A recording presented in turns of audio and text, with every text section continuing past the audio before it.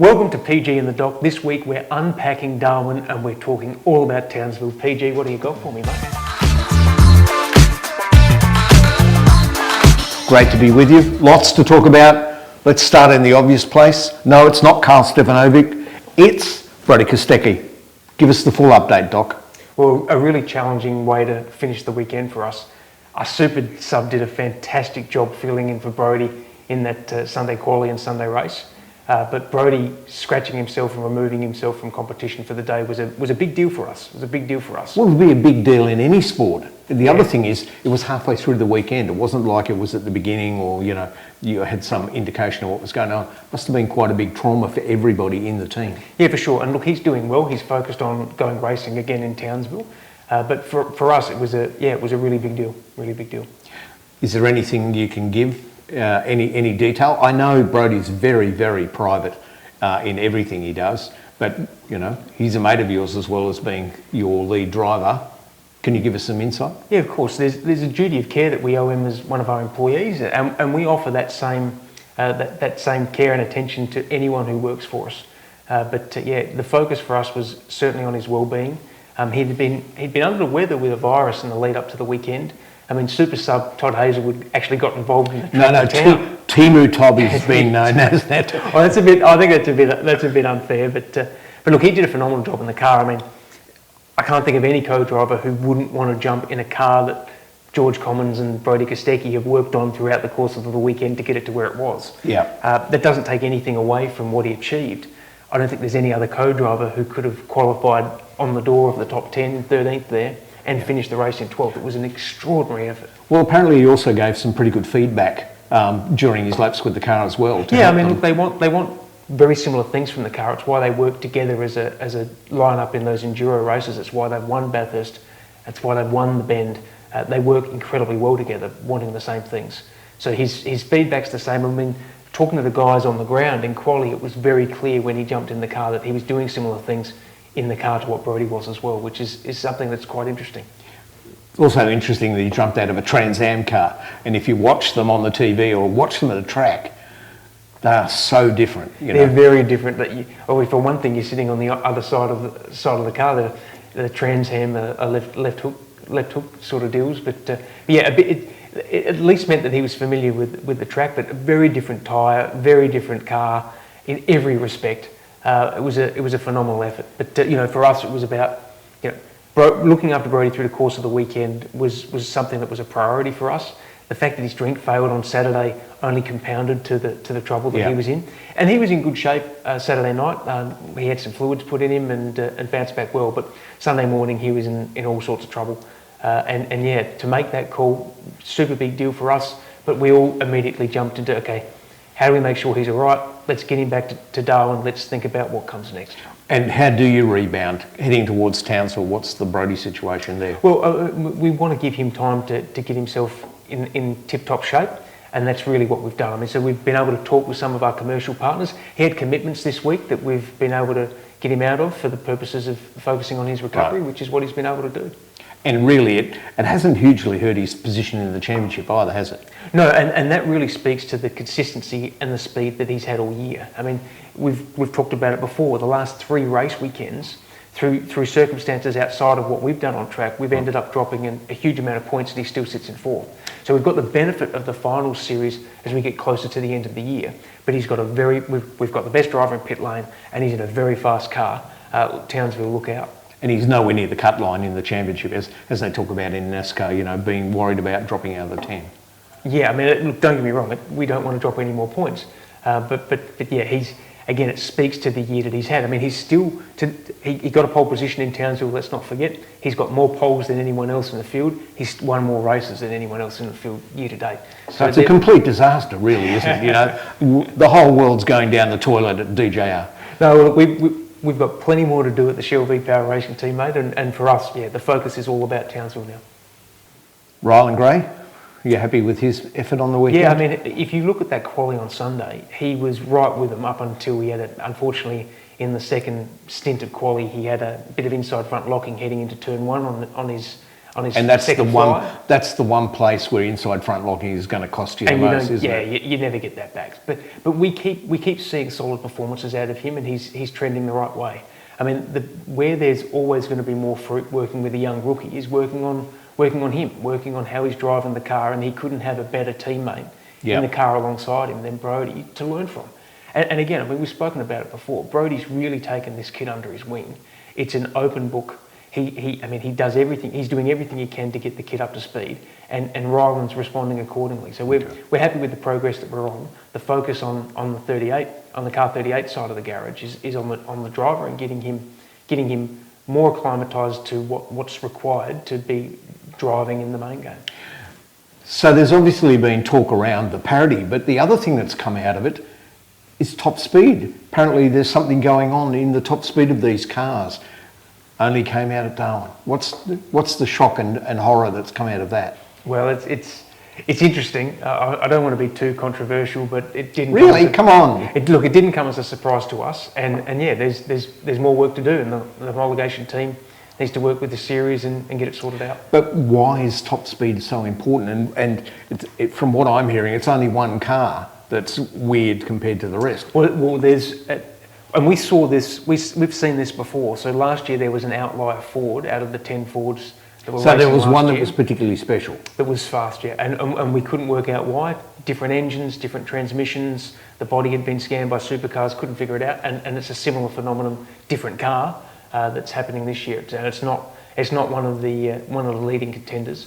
But you're the statistics man. There's an error factor in everything. So is it the fact that, and I know this, you'll love this story. I went to BMW once and a car came down the production line, an M3, and it had on a big window sticker on it, and it had press. And so they had all of the best of everything. So they actually dyno every engine at BMW, and they keep the top 2 or 3 out of every run for press cars. Same with gearboxes, same with diffs. Is this a similar situation where you get a statistical variation? There's a better engine that ends up in one car and nobody can work out why? Well, I mean, there's a couple of things that have gone on, but they're not part of the meat on the bone here. We've seen a couple of engines come away from supercars and be sent back to Triple Eight because they've been overpowered. Overpower? Yeah, and what that can be attributed to, we think, I mean, it's just a working hypothesis, but the exhaust tip changed. And again, we're talking about only a small amount. Yes, you're about to talk about the bees thing, weren't you? Yeah, that's right.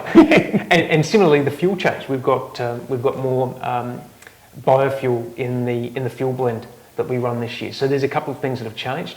That's presented some challenges from time to time. But again, it's something that Triple Eight are getting on with. But the top speed thing, it's not a new phenomenon for the rest of us. Triple Eight have now experienced it firsthand, and I suspect it's at the top of the pecking order for them in terms of what their priorities are right now, right here. So you're expecting that engine to go back into one of the Triple Eight cars? No, not. The way that the engines work is that they go to supercars, they get dynoed. If it's a new engine or it's had a rebuild, either a half life or a full life, that process is all tickety boo. There's no question marks over how that works. There is definitely a variance between the engines, but again, it's pretty tight.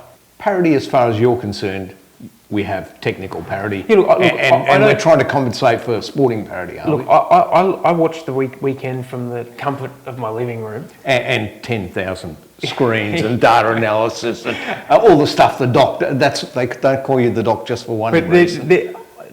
I think it's as close as it's ever been, but again, there's a system in place.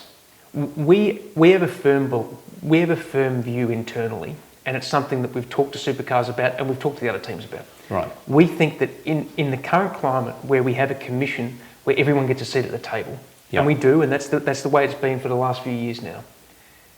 When every team has a seat at the table, they're not necessarily taking a representative view to those meetings. Now, before that, we used to have a representative commission, and I was fortunate to be a member of that for a few years. That's where we might only have a sample of teams represented in that forum, but they go in there representing everyone. So when you have everyone with a seat at the table, we think the discretion should lie with supercars to make decisions about what is and what isn't. Right. But we've seen that too with the cool So suits. it's to stop the kids squabbling effectively. Yeah, but isn't it? if supercars have latitude within the rules to make the calls, we trust them to do that. Right. They've got access to all the data. It's no different. I mean, I've used this analogy a bit. Some years ago, we saw teams roading wet weather tyres when it was dry as a bone. Yeah, correct. And a rule was introduced where the track had to be declared wet for anyone to bolt a wet tyre on the car. Right. And it's an It's arbitrary to thing. stop people getting Yeah, to extra laps. Stop people mucking around and roading wet tyres if a day through the course of the weekend is going to look a little bit untidy. But it's effectively an arbitrary decision based off of someone looking out the window and making a judgment call. We think the same should be true with parity. When you've got a document that can trigger and you've got really smart people at the teams, Yeah. they're running those calculations at the same time as supercars is. So supercars can't shy away if a trigger actually occurs, Right. because the teams know about it almost in real time by crunching the numbers themselves. But we trust supercars to make the right calls. It's no Right. different to the cool suit situation. And people are talking about the 32.9 degrees or whatever it is. We trust supercars to say, hey, you need to run cool suits. End of story. You need to run cool suits you got to have them, you got to turn them on, they got to work. End of. Right. We believe they should have the mandate to make those calls. To do the right thing. Now, the other big change at Darwin, television, done by remote control for the first time, but also from a consumer, I'm quite enjoying some of the commentary with James Courtney and Tander. I've got to tell you, I sent a message to Nathan Prendergast on Friday after the first practice session and said, mate, I suspect you don't get a lot of positive feedback, but you hear from everyone when things go wrong. I said, mate, that was like clockwork. Yeah. It's a big deal for them to run everything remotely, and there have been some issues with some of the on-screen graphics through the course of the year, and there are always teething issues with these sorts of things. Yeah. But it's people at the end of the day that make all of these things happen, and it went incredibly well. And they're heavily invested and working really hard to continue to better the on-screen product, and I think it's a credit to them. But when they do the right thing, you want to take your hat off to them. But it's a big deal, and they rightly talked about it.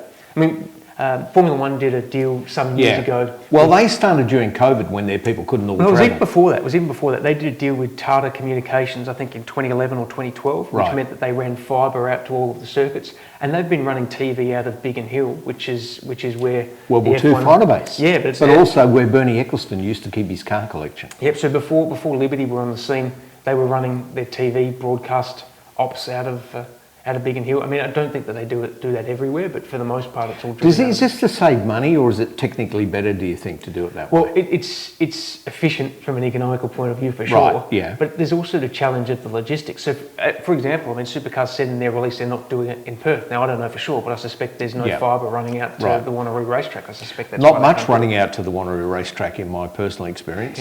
Yeah, you can't get sandblasted on the drive out there, that's for sure. Oh, yeah. It's way out in the countryside. But the other thing, how are you? Do you like the new commentary trend? And the other thing is, of course, they also got a free kick with a wonderful story with Mark Winterbottom being plucked out of commentary and put in a car, so they actually had real-time feedback, if you like. So that added a new dimension. They should have taken a page from the Dick Johnson, Mike Raymond playbook and had him talking live to the combox throughout the course of the race. I think it's a missed opportunity. I mean, the poor bastard was a lap down. He should have been talking to them in the combox. Oh, right. So because he's out of contention, he can just blah, blah away. Yeah, why not? I think it would have offered some additional insight. I mean, they're trying to shake things up, and they've got, there's a turnstile at the commentary box, every player a prize. Why not do something a bit different? I think it could have been cool. So you're not buying into the Courtney versus Tander commentary? I've got to say, I enjoyed the niggle.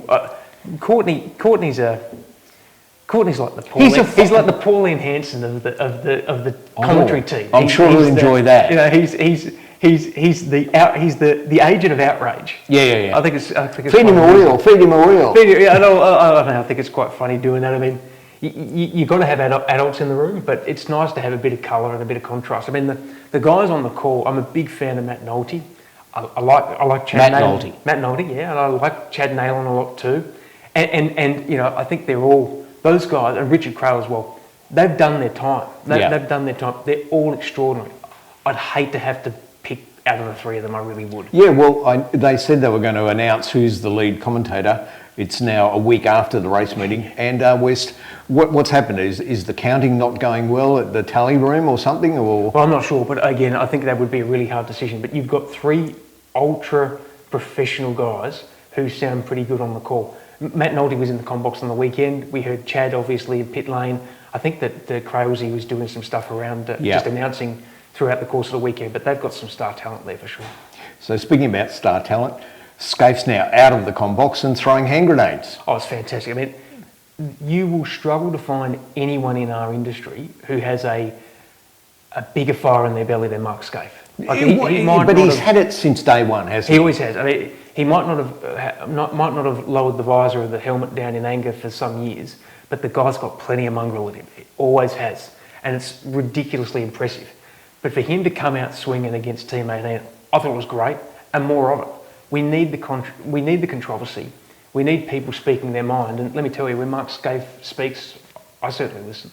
You might not like it though. Yeah, Are you worried that it might? Of course. I mean, look, Mark and I share a mentor. He's been mentored by John Crennan, and I've been mentored by John. Now, for people who don't know, tell us who John Crennan is. So John Crennan is a co-founder of Holden Special Vehicles and the Holden Racing Team.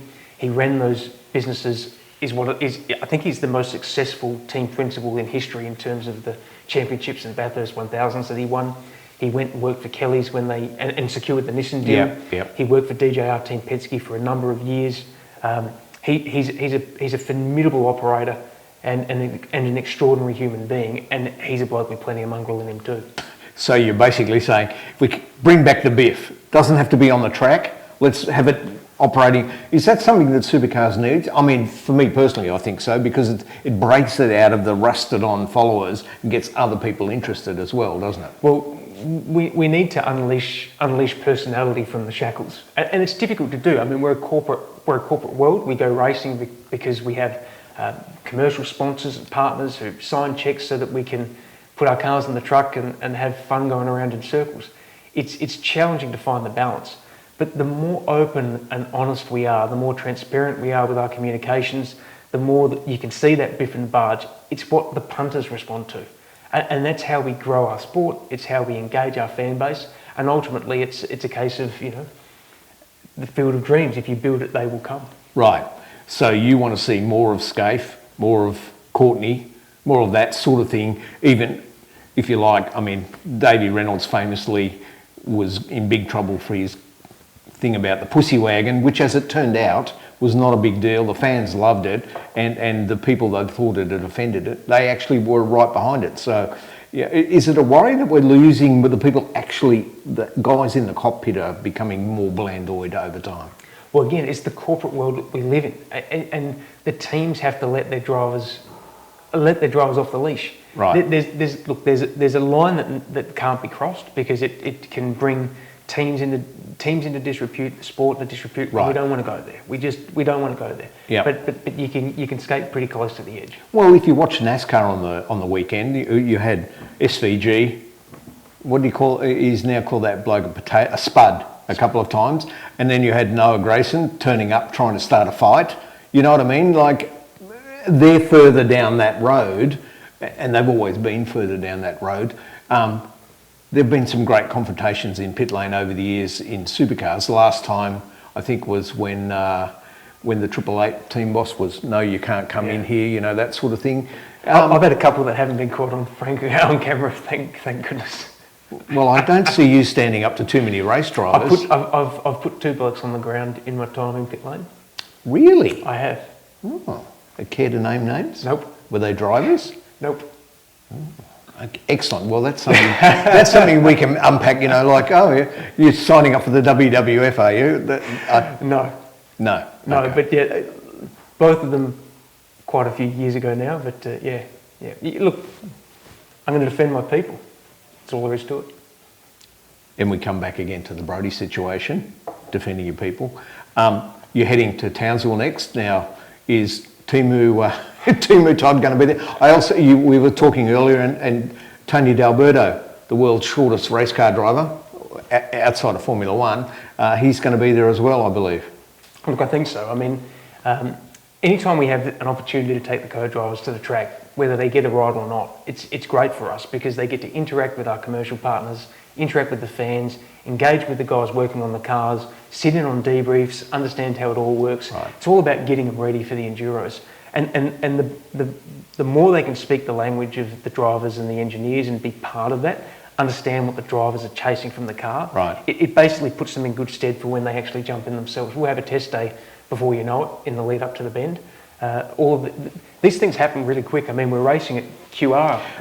Only a couple of events from now. The year has gone incredibly quickly. Well, it hasn't really. It stalled for a long time and it was quiet and nothing happened, and now we're actually getting some cadence happening. So again, we've got more to talk about and there's more going on. How have you traditionally gone in Townsville? How do you think you're going to go this time? Well, our first win in Gen 3 was in Townsville in 2023 with Anton. So we've gone all right there before, and yeah, we want to bring some trophies home for sure. Right, and is there more? Or I guess Brodie doesn't need any firing up. You know, that's just the way the beast is, isn't it? No, it's binary. It's binary, but it's always on. Right. Okay. And you personally, what are you expecting out of the next weekend? I want us to have to find some room in the truck to put some trophies in there. Righto. Well, that's pretty much it. We've had a nice collaborative thing. We've found out that you're actually a pugilist of some repute, that the team is on track. Anything you want to finish up? Is there anything special you're looking forward to in some other part of motorsport, in the Formula One world perhaps? Well, look, we've got our annual partner summit next week, which is where we get all of our commercial partners in a room and we connect the dots. We give them insight into what we're doing as a team. We've got some incredible guest speakers, and these guys get to interact and build up the business-to-business partnerships that are a hallmark of our organisation as well. So we're excited for that, and our commercial department have put a huge amount of effort into being ready for that. So we're excited for that. So it's not just about the track. So they're gearing up with a whole lot of other stuff at the moment as well. There's plenty happening here in Stapleton. Good stuff. Excellent. Okay, we'll talk again soon. Thanks, PG.